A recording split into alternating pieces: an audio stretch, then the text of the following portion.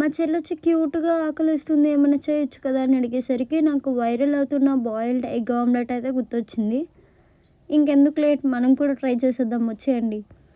ఏమేమి కావాలి అంటే నార్మల్ ఎగ్‌ని అయితే బీట్ చేసుకొని పక్కన పెట్టుకోవాలి.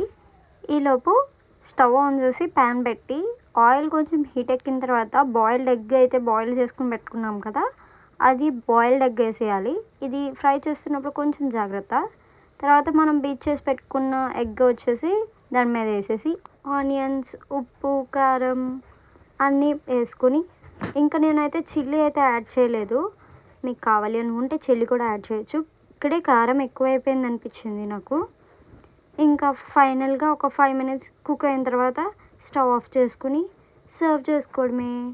ఇంత బాగా కష్టపడి చేస్తే కనీసం ఒక కాంప్లిమెంట్ ఇవ్వకుండా తినేస్తుంది. ఛీ, నేను హర్ట్ అయ్యాను. Bye bye, Tata.